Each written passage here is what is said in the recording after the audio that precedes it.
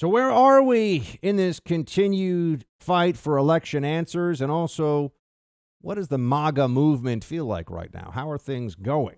We've got our friend Harlan Hill joining us now. He's a political consultant. He knows everybody inside the Beltway in D.C. you need to know, connected to the White House, and a good man, a good friend of mine. Harlan, thanks for joining. It's great to be with you, Buck. What are you thinking right now? Just give me where are we in trying to get answers? I've been telling people about this, the YouTube censorship. YouTube now openly saying if you say the election was stolen, we're gonna take you offline. You're done. And we have people who are jumping through hoops now to just try to avoid censorship. But Trump's not giving up at all. Harlan, what do you see happening? Well, on one hand, I mean, this is going to impact a lot of people that we know, Buck. There are legitimate concerns that should be raised in the court of public opinion. They should be investigated by journalists in this country. And unfortunately, the mainstream media has abdicated their responsibility as the fourth estate to chase down these legitimate cases of fraud. And now, there are so many businesses on the right who derive, a lot of income from their videos on YouTube. And now they're going to have to make the decision. Are we going to stand with our principles, or are we going to kowtow to the tech oligarchs and self-censor? I mean, that's sort of the directive that's coming down from Google, is that, these conservative media outlets need to self-censor, remove videos that are currently up, or they risk demonetization and if not a total ban from Google. It's an incredibly dangerous precedent. And today it's the election results that are under dispute. Tomorrow, what is it going to be? Criticism of the potential Biden administration. Where does this end? And that's the dangerous precedent, the slippery slope. I typically don't like using that term, but I think it's applicable here.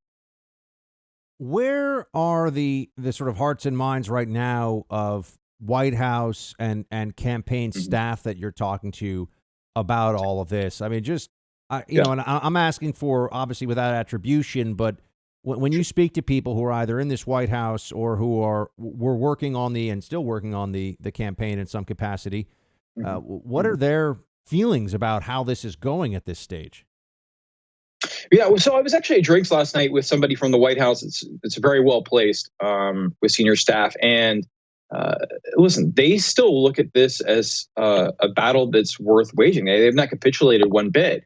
They're not looking for jobs. They're sticking with the president until there is a declared winner in the outcome of this election, which to this point we don't have. Until the Electoral College confirms the outcome of the election, until the Supreme Court has the opportunity to weigh in, for instance, in this case that came up just this week out of Texas, they remain loyal to the president. They're continuing to fight. They're trying to help where they can, where it's legally permissible in the legal battle. The campaign staff is still working over in Roslyn, Virginia every day. Obviously, Rudy and Jenna Ellis are dealing with COVID right now, but the overall legal team has not wavered one bit. So listen, I still think there's a lot of fight here. We're coming up to some critical dates. We're coming up to some critical inflection points in this battle. I think that the case that Texas has brought to the Supreme Court, directly to the Supreme Court, to bar electors from Georgia, Michigan, Pennsylvania, Wisconsin from casting their votes. Because they view that there was an unlawful, unconstitutional change to the way that voting procedures were administered in the run-up to the election. That will really, I think that is a critical moment in this battle.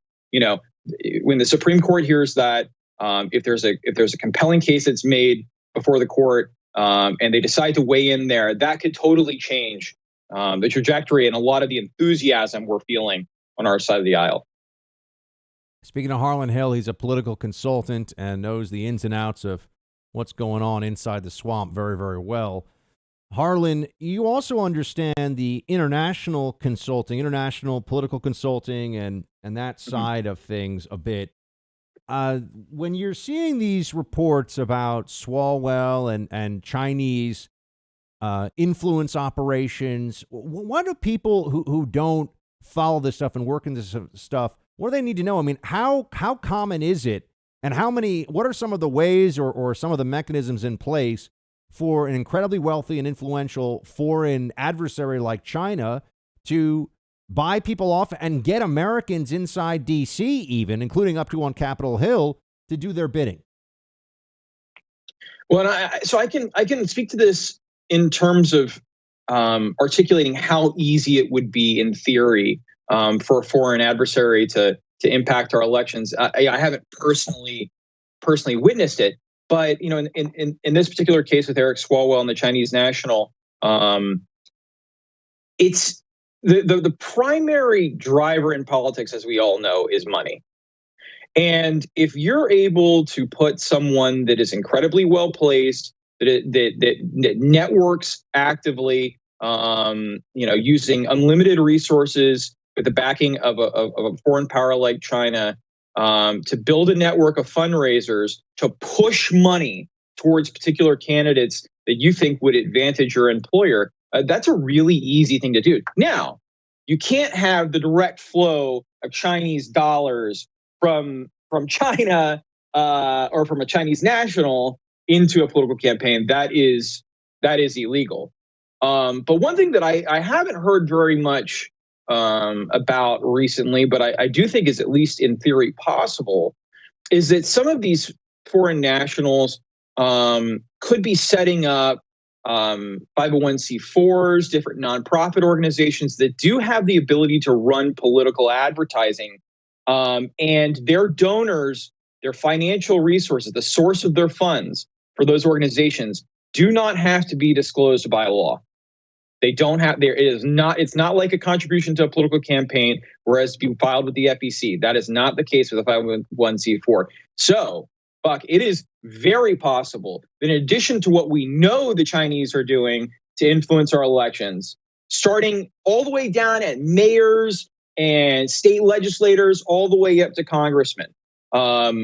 In addition to that, there could be a whole nother layer to this that I think should be investigated.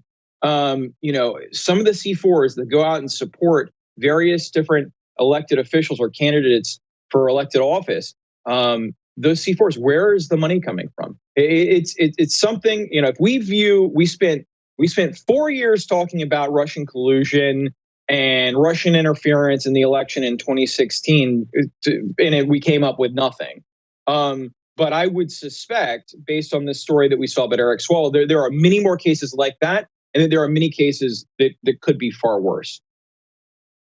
We're speaking to Harlan Hill. He's a D.C.-based political consultant and a guy who knows how this game is played. And Harlan, with that in mind, I know that people pay you for your advice and your work on campaign strategy, and you know a lot of the people that do this. I mean, this is it's a little bit of a network, right? People know other people, and they all do these campaigns, and they're the ones who are known in D.C., and whether it's a local congressional race in Montana or it's a governor's race in Florida, the D.C. consultants, fan out, and they're involved. How are you feeling from what you're seeing and hearing about this absolutely critical runoff in Georgia for these 2 Senate seats? What are you hearing, and what can you give us about our prospects and the way this is being handled by the GOP? Yeah, so we're actively helping in Georgia, not directly with either of the campaigns, but through a PAC on the outside.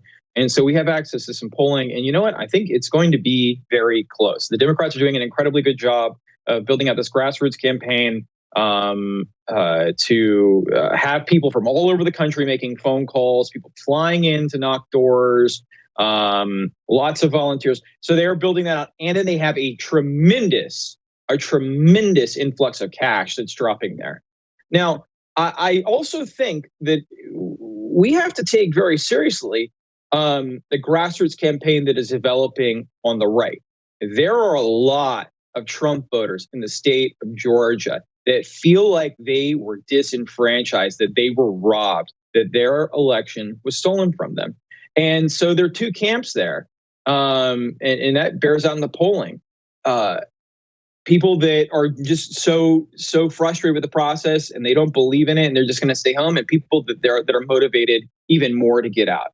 Now, if I were talking directly to the campaigns, which I am not allowed to do because we're helping a PAC on the outside, I mean, I would say they need to wrap their arms around Trump even more than they've already done to make sure that those very dependable far-right, pro-Trump Republican voters that show up to every Republican primary, that show up to every general election, don't feel as though this election is going to be stolen, that they have a voice and that they have fighters in Purdue and Loeffler.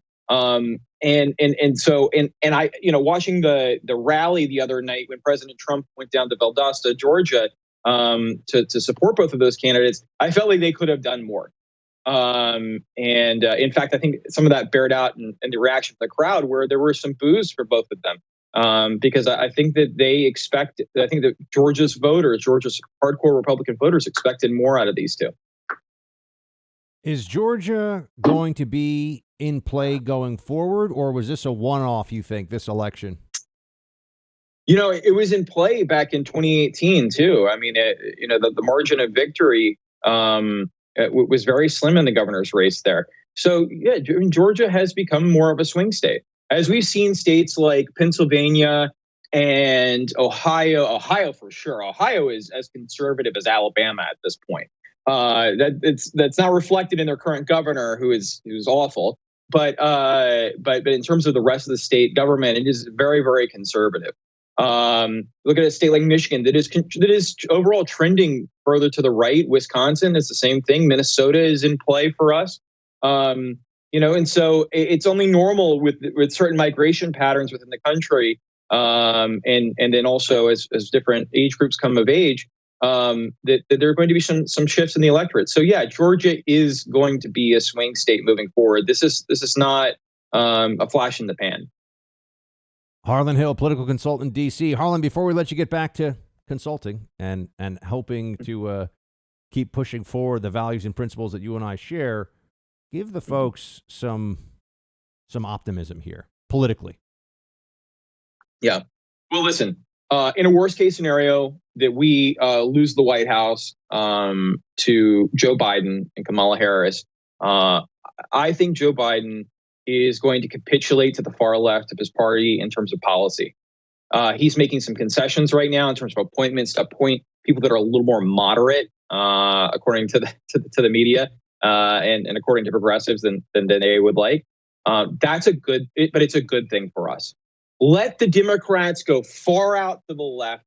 Let them go far beyond what is palatable for mainstream Americans. Let them try but fail to do some outrageously socialist, borderline communist in some cases programs. And in 2022, the Trump base of the Republican Party is going to fight back with a vengeance. And President Trump isn't going to forget the people that were loyal to him in this period of time.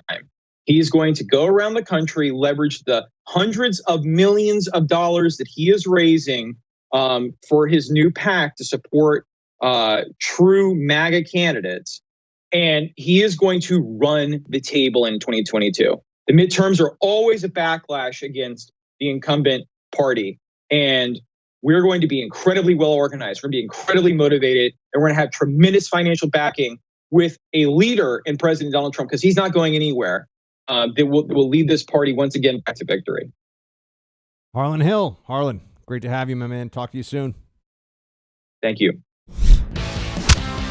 Hey, Team Buck, thank you so much for watching The First on YouTube. If you like this video, please click that little thumbs up button so then it will log as liked. And also, if you want to see more great content from The First, please click subscribe.